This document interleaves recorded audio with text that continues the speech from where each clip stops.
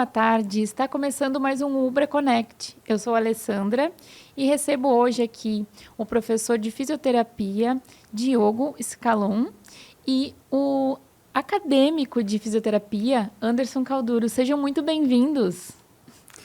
Alessandra, muito obrigado pelo convite. É um prazer estar aqui para conversar com vocês, né, sobre a fisioterapia, aquilo que a gente faz no dia a dia, gosta de fazer e principalmente ajudar as pessoas a melhorar suas condições físicas, né?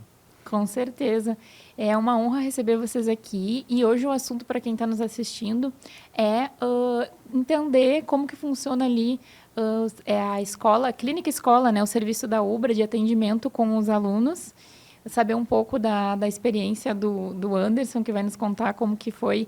Anderson, tu está em qual semestre mesmo? Eu estou no 10º semestre, é o último semestre do curso de fisioterapia. E me formo em alguns dias.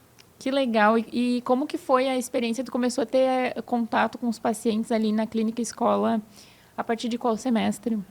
8º semestre. Oitavo? Iniciei os estágios. Ah, tem que estudar bastante a teoria ali para depois para depois colocar em prática, exatamente. Atender. E como que foi assim para ti esses últimos semestres aí atendendo? A gente coloca em prática, né? Porque nas disciplinas teóricas, os professores colocam pacientes hipotéticos, patologias hipotéticas, e aí no estágio a gente vive a fisioterapia de verdade, né? Que legal.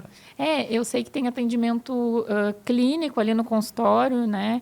E também no hospital. Sim, né? Os pacientes que estão internados. E deve ser bem diferente, né? O atendimento. É diferente, são 4 estágios, né? 2 hospitalares, 2 na clínica. O atendimento no hospital é muito agudo, às vezes, né? O paciente sai de uma cirurgia, alguma coisa assim.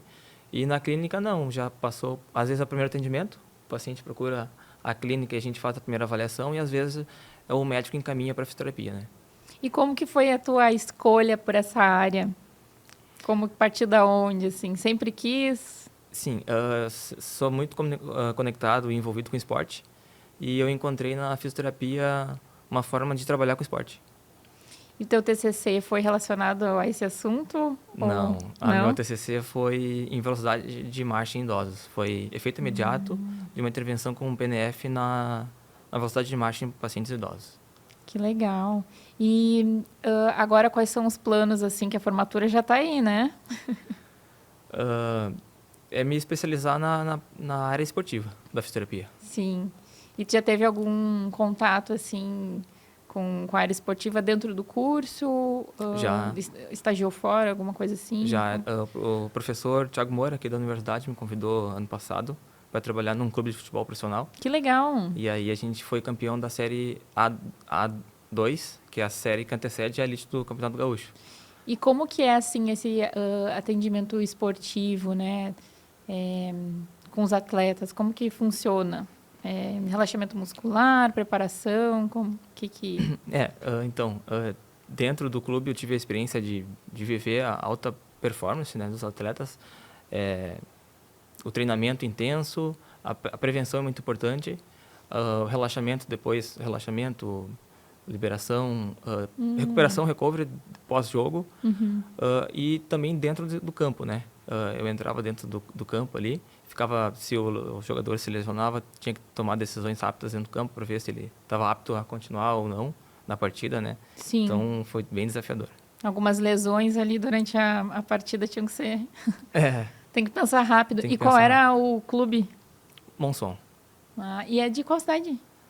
Ele agora é de Capão do Canoa. Capão do Trocou Canoa, a gestão, legal. Isso. Show, já está com bastante experiência, então. E deu para ter certeza, então, que vai seguir nessa... Sim, tive a certeza que a minha área é a área esportiva. Mas lá, quando tu começou a fisioterapia, já era esse o foco? Eu fui atleta universitário aqui da universidade. E ali também tive a certeza que era o que eu queria seguir. Porque, vendo as lesões dos colegas, né, eu queria entender por que acontecia. Então, também um dos motivos que eu fui para a área da fisioterapia. Que legal. Tu teve alguma lesão? Canelite. Canelite, eu já tive também. é difícil, né? Porque tu mexe o tempo todo, é uma coisa que fica o dia todo incomodando, né? É complicado. Sim. Mas aí, como agora tu já, né, estudou para isso, não tem Ah, problema. não, não tem Já problema tá, agora. já sabe o que fazer, já vai agindo. Com certeza, eu aplico tudo em mim, que eu aprendo na aula, Eu imagino. E aí nos colegas também, nos enfim, colegas ali. também, sim. E o professor, Diogo, como que é a tua trajetória, assim, quando tu escolheu ser professor, faz tempo? Então, a maioria dos fisioterapeutas que decidiram fazer a fisioterapia era porque teve alguma lesão, descobriu como é que era. Eu também fui atleta, jogava vôlei e tive 2 entorses de tornozelo e fazia a reabilitação na clínica lá do clube, na Sojipa, quando eu jogava lá. E depois disso, aquela coisa assim de decidir, vou trabalhar com atletas também. Mas durante o percurso, assim, a minha formação teve o trabalho sempre na traumato e ortopedia, né? E meu pós-graduação começou aqui. Eu me formei aqui na UBRA, fiz o meu primeiro pós também em traumato e ortopedia e esporte. Isso foi em 2010, por aí. E nesse período já estava trabalhando também no Hospital Moinhos de Vento. E aí, então, lá que surgiu a primeira oportunidade de começar a dar aula nos pós que tinham no Hospital Moinhos de Vento. Já tinha pensado ou surgiu assim? Caiu no meu colo, né? E aí, quando eu comecei a dar as primeiras aulas, eu muito inseguro e eu sempre fui muito tímido, né? Assim, tanto é que a minha timidez assim, me travava, mas decidir ser professor foi uma forma de também passar por esse desafio, né? E poder ficar na frente da turma e falar. E aí, a partir daí, então, foi surgindo isso, foi tendo essas experiências, daí tá na hora de fazer o meu mestrado. E quando eu decidi isso, foi ao mesmo tempo o período que foi em 2017 que eu entrei aqui como professor. Então, foi também o período que eu estava fazendo meu mestrado e que eu fiz aqui na UBRA também, em genética e toxicologia. E a partir daí, então, não parei mais de estudar. Quer dizer, desde que a gente entra no curso, a gente não para mais de estudar. Tem que se atualizar, né? Tenta. Tudo com as tecnologias, vão chegando novos tratamentos, novos equipamentos, então, aparelhos, né? Eu E o que eu imagino que... falo para os meus alunos é que o que eu aprendi quando eu saí da faculdade, o que eu aprendi quando eu saí do meu curso de graduação, hoje eu aplico muitas coisas diferentes. Olha, assim, evolui muito, né? E a gente tem que estar sempre atualizando, porque senão fica para trás e aí fica obsoleto todo aquele conhecimento e que hoje a gente entende sobre dor muito, muito diferente do que era há 18 anos atrás. 18, 19 anos atrás.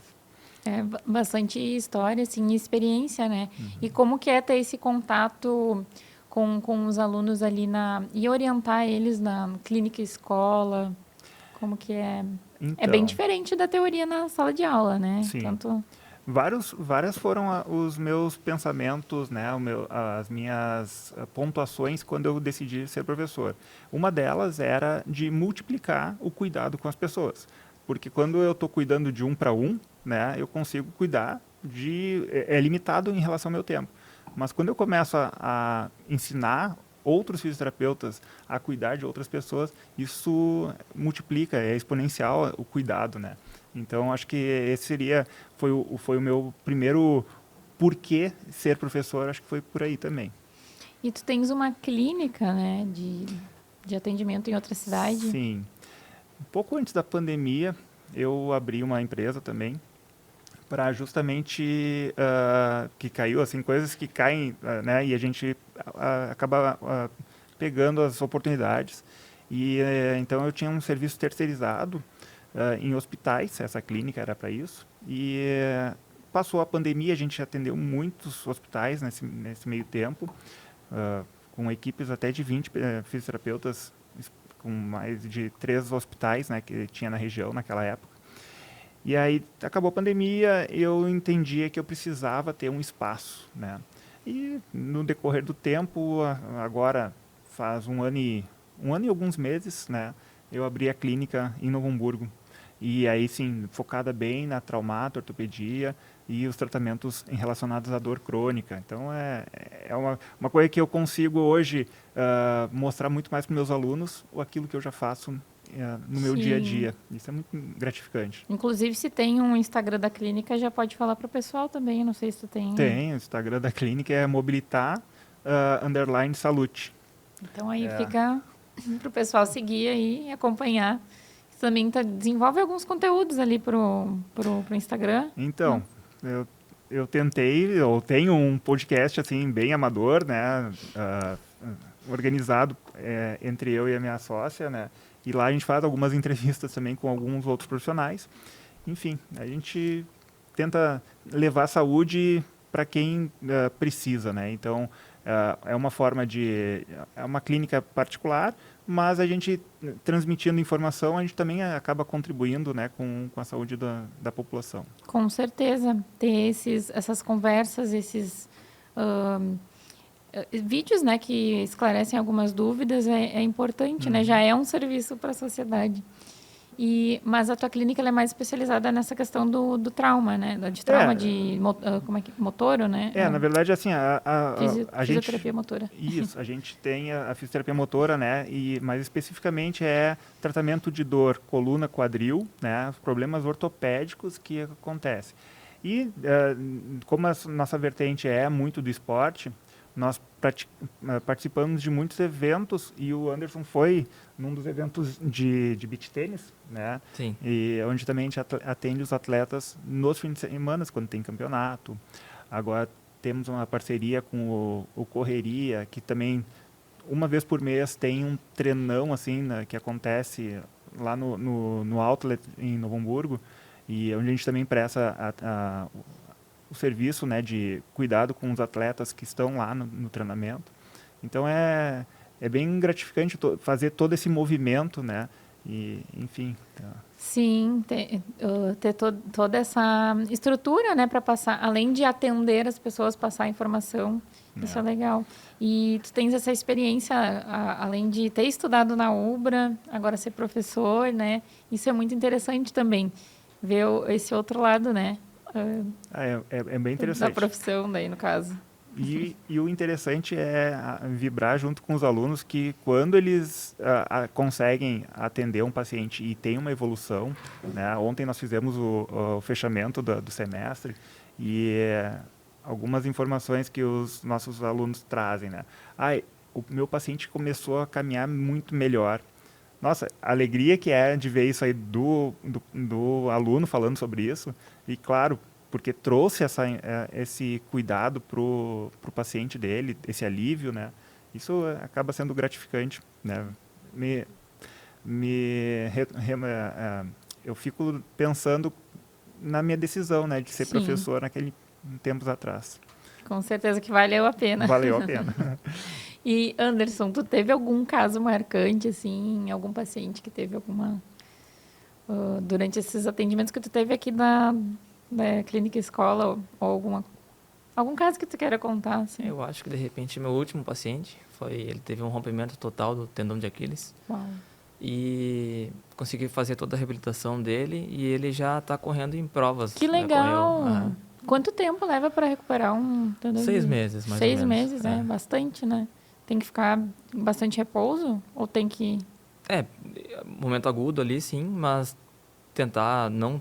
vai usar a bota de proteção, mas logo depois já começar a reabilitação o mais cedo possível. Fazer os exercícios daí, no caso? Os exercícios, controle álgico ali da dor, controle de edema, laser terapia para regenerar o tecido e os exercícios. Isso eu tô vendo na prática, né? Que eu fui fazer o atendimento com a Anicelli, a tua colega. Sim. E ela tem aplicado laser e já está ajudando bastante, assim. Acho que foi o quê? Umas 5 sessões? 4? E já está ajudando bastante. E está fazendo exercício também, né? Sim, fazendo os exercícios ali com ela. Deveria fazer mais. Agora eu vou voltar para academia. Porque tem que fazer, como estava me explicando mais cedo, né? Tem que ter esse fortalecimento, né, muscular para poder recuperar, né, a lesão. Às vezes a gente tem a impressão que uma lesão, um machucado, a gente precisa ficar em repouso, né? E isso na verdade, é um mito, né? Porque o repouso, ele te deixa mais fraco das outras estruturas, e aí o desequilíbrio muscular, que é o que ia te proteger, tu acaba, então, Fica fraco, fica né? fraco, e aí, sim, a instabilidade pode ser ainda maior. Sim. Inclusive eu fiquei surpresa no dia que a gente foi fazer o teste, né, de força de uma perna para outra, e a machucada era mais forte, né?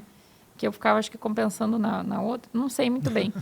Porque a gente cria alguns mitos, assim, né? A gente... É o achismo, né? Uhum. Então, nada como consultar um profissional para saber certinho o que está acontecendo. Eu acho que... bom, a gente tem que chamar agora um breve intervalo, mas na volta a gente pode falar sobre isso, sobre as principais dúvidas em relação à fisioterapia, né? Que as pessoas de casa que estão nos acompanhando podem ter alguma dúvida. Vamos trazer no próximo bloco. Então, já já a gente está de volta.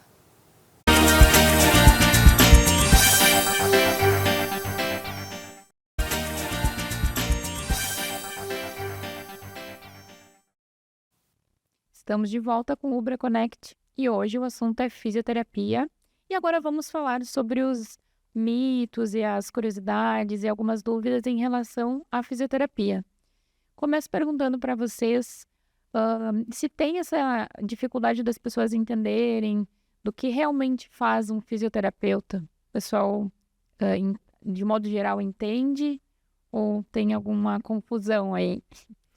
Bom, eu acho que mais no início da minha jornada como fisioterapeuta aparecia mais. Eu acho que agora a população já está mais consciente, né, do que é o papel do fisioterapeuta.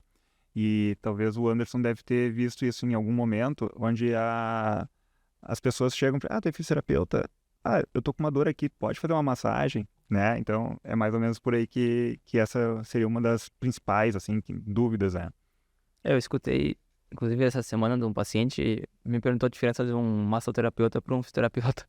E aí a gente explica que o massoterapeuta ele foca mais na massagem de tecidos moles, né, músculo. E o fisioterapeuta ele envolve diversas áreas e busca devolver o paciente a função, né, dele. Sim, não é somente desses a recuperação dos tecidos, como tu falou, então tem tratamento de lesões, outras questões mais, como é que eu vou dizer, que vão além da massagem, né? Que tem outras intervenções, seria Na verdade, a massagem, ela é um recurso da fisioterapia, né? Então, assim, faz parte ali dentro de um olhar, assim, primeiro a gente faz a avaliação, e aí se entende que tem uma musculatura que precisa relaxar, aí se faz uma massagem, se faz técnicas para fazer esse relaxamento.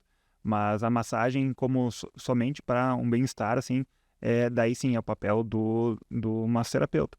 E então, assim, só para não que o fisioterapeuta não possa fazer, e nós temos várias pessoas, vários colegas do Anderson aqui que são massoterapeutas e estão fazendo a formação agora em fisioterapia, né? sim. Então, é legal, né, eu esclarecer para o pessoal entender quem está nos assistindo. E, assim, tu falou que tem esse foco na fisioterapia esportiva, né? Uhum. Qual que é a diferença de atender um paciente atleta e um não atleta? Então, o paciente atleta ele busca voltar o mais rápido possível para o seu esporte, com performance. E o fisioterapeuta ele tem que ter, então, um cuidado maior, mais delicado, mais rigoroso, sempre baseado em evidência, né? Diferente um pouquinho do paciente não atleta, que não busca performance. E tem geralmente, em questão esportiva, tem a questão do tempo, datas de campeonatos, e aí eu acho que deve ser um pouco mais intensivo, né? Hã? Com certeza. Dentro de clubes, o atleta tem fisioterapia 2 turnos. E interfere demais pro clube aquele atleta voltar o mais rápido possível pro campo, né? Pro esporte. Então tem que ter um acompanhamento mais contínuo. Eu digo assim, para ter um resultado mais rápido, né? Tem que Sim. ter um outro envolvimento ali. Tem a meta profissional, né? Mas assim, engana-se quem pensa que é só o atleta que quer que seja rápido, né? Os nossos pacientes, eles querem resultados rápidos. Então, à medida que a gente... por exemplo, se tu tiver uma lesão... Tu tem uma lesão no joelho, né? E tu quer voltar para academia, tu quer voltar até a tua vida, né? Mas tu quer também que isso seja rápido. Se eu te disser que tu precisa fazer uma recuperação de 6 meses, tu vai pensar, nossa, tudo isso. Tudo isso, Então, assim, o atleta, ele precisa, questão meio profissional, né? Questão de clube, Que é o questão trabalho, financeira, né? que é o trabalho. Mas quem não é atleta também tem as suas metas. Tem muitas pessoas que precisam trabalhar e que precisam recuperar rápido também. Mas aí, por isso que a prática baseada em evidência, como o Anderson citou antes, ela tem que estar sempre sempre está em cima da mesa para que a gente possa usar aquilo que já foi comprovado na ciência para trazer o resultado mais rápido para qualquer paciente que chega para nós. Sim. E quando que devemos procurar um fisioterapeuta? É quando já está sentindo dor, quando sente alguma fisgada, qual que é o momento certo? Para não chegar muito tarde também, né? Bom, assim é muito mais claro quando a pessoa tem uma lesão, um trauma, né? Teve um trauma, se machucou, e aí precisa então Daí fica procurar, evidente, né? né? Daqui a pouco, dependendo da severidade que foi esse trauma, não é nem fisioterapeuta, é procurar um pronto atendimento e daí depois ir sim para o fisioterapeuta. Mas às vezes a gente pode ter pacientes que travam, né? Levanta da cama e trava. Não é um trauma assim que vai se comprometer para ir para uma emergência, mas o fisioterapeuta ele pode ajudar, né? Então, na verdade, o fisioterapeuta é um primeiro, pode ser o primeiro contato desse paciente. E aí, a partir daí, então, entender que aquela dor, ela pode ser tratada de imediato ou ela vai ter que fazer um encaminhamento para outro lugar se for uma lesão muito grave. Mas a dor, ela é o primeiro momento que vai procurar ser necessário para o fisioterapeuta. É o indicativo. É um indicativo, é um alarme, né, que o teu corpo está dizendo assim, ó, precisa ter um cuidado. Sim. Outras formas se tu não tem uma qualidade de vida, né, tu sente, né, que está precisando, tu não te movimenta, tu tem desconforto, Alguma limitação. algumas limitações, é um outro momento de procurar o fisioterapeuta também. Alexandre, um maior risco de ter uma nova lesão é já ter tido uma lesão. Então, é muito importante a pessoa procurar a fisioterapia e a fisioterapia devolver essa pessoa a sua vida normal, sem dor, sem limitação, sem assimetria de força, de mobilidade, para prevenir também, né? É a importância da prevenção, não só da reabilitação. Sim, então é quando começar alguma dor ali mais com frequência, daqui a pouco dá uma atenção para evitar dessa lesão acabar evoluindo, né? E daí ter que nem eu comecei a sentir dor no meu joelho, mas uma dor assim, claro, não é uma coisa que me impede de andar, mas tinham dias que a dor era um pouco mais forte, depois sumia, e daí se eu deixasse de lado, talvez lá na frente eu poderia ter um problema muito maior, né? Então, por isso, eu conversando, inclusive, com o coordenador do curso de fisioterapia, eu entrevistei ele aqui no podcast, aí eu falei pra ele que eu tava com esse problema, mas eu achava que eu tinha que passar pelo traumatologista primeiro. Eu não fazia ideia, eu não sabia por onde começar. E ele falou, não, vai ali que tem atendimento e tal. E aí eu consegui, por meio ali da fisioterapia, já tô tratando, né? Sim. Então, Não necessariamente precisa passar, né? Como eu disse, o fisioterapeuta também é um profissional de primeira linha e então esse trabalho tem que ser observado. Nós, fisioterapeutas, temos a capacidade de avaliar e se for...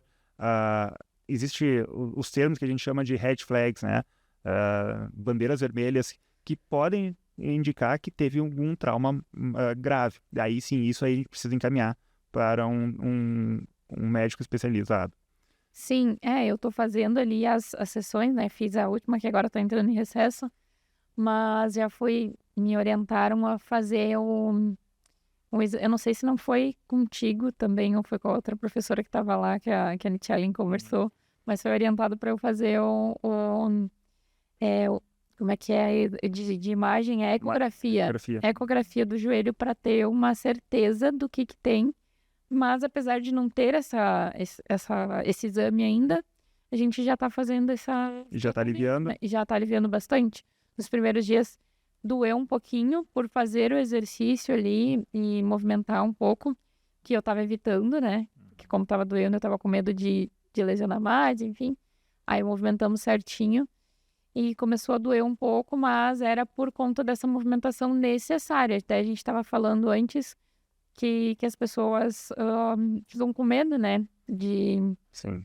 De se movimentar ou fazer um exercício que é importante para reverter aquela lesão, né? Exatamente. A gente consegue curar, né, uma lesão através do movimento. E não é um medicamento que vai fazer com que a pessoa volte a ter os seus movimentos. Magicamente. Não, Poxa. não. Aquilo que a gente falando de, a gente quer que as coisas aconteçam rápido, né?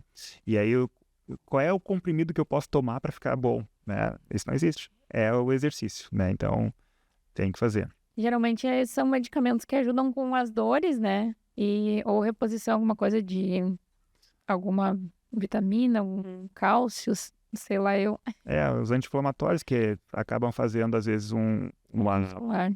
acaba mascarando a dor, né? E não indo direto no foco do problema. Sim, que daí tem que tratar, ele ajuda no tratamento, né? Para evitar dor e amenizando, né? Quando tu comentou que é o medo, né, daí dos movimentos, e aí quando a gente